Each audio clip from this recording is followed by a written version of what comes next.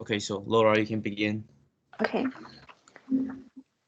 So hello everyone, welcome to the PPR2, where Team 17 Waterloo Studies.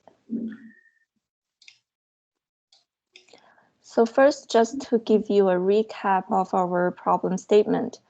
After conducting the need analysis, we believe that students at University of Waterloo are facing difficulties choosing their courses for the upcoming terms. The current course selection process is inefficient and disorganized.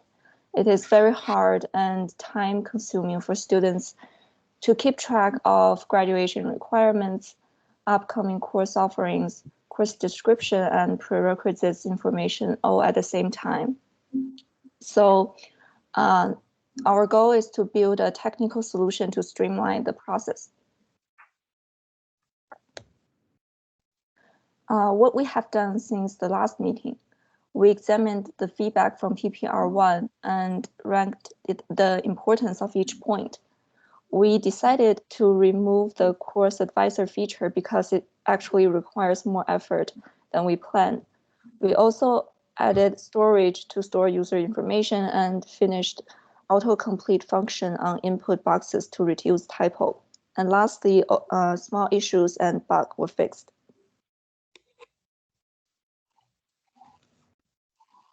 Here's a couple of feedback we had from PPR1.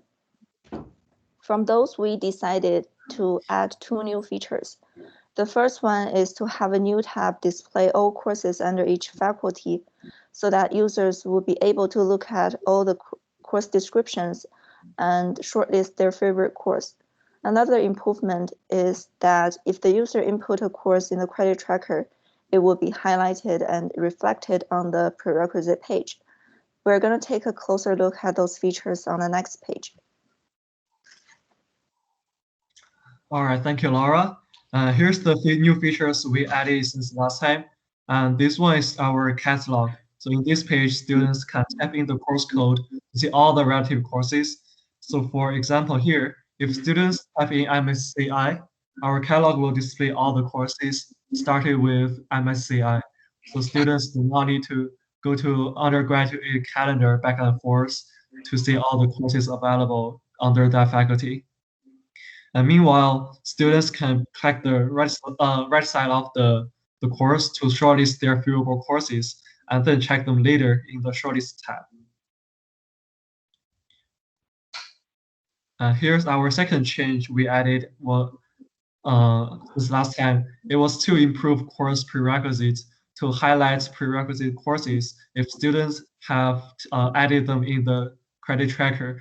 So in that way, students will know if they have met the prerequisites or not, or what courses they need to finish first before they taking their favorable courses. So in this page picture example, for example, the right one was the course that they have taken. So now that we have added the shortlist functionality to our course catalog page, this is the page that shows all the shortlisted courses for a student. Note that this is still work in progress because we're still trying to come up with the best design that shows the most valuable but minimal information on the page. So this is the draft design. So this is also where we want to show our classmates to get some feedback from them. This is our initial design. We show course subject, course code, course number, and description and prerequisite for the shortlisted courses. And we also have red cross here to allow deletion from shortlist. And by showing this table, we expect students to have a better comparison between their shortlisted courses. And the next page shows an improvement from last time. So we got a lot of feedback that said list 1 or list A, basically the categories are not self-intuitive.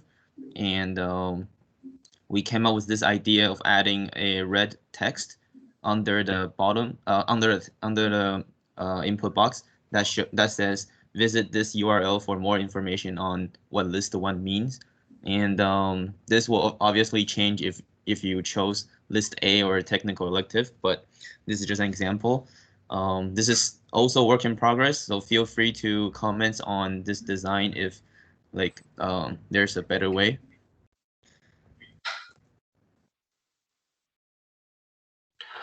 And here is a process map that we draw to help you better understand what problem our product is solving. So this is the existing process of the course selection process. So first, students need to check number of courses needed to be selected for the term in undergraduate calendar, and then they need to check graduate requirements. And then they need to go to the course description page to check course descriptions and prerequisites for the course. And then they need to jump back to the undergraduate calendar to choose their favorable courses. And then they need to go to Quest to see if the course is available in the next term.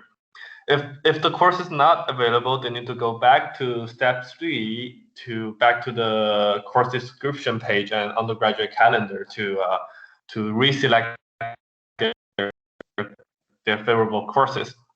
And then finally, they can take the course on Quest. So to summarize, student needs to jump back and forth among 3 different information pages until finishing the process of taking the course.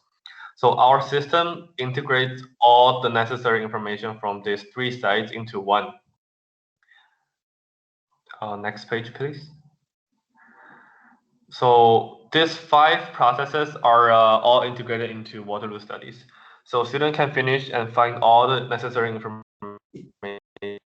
just in Waterloo Study without going to a second site.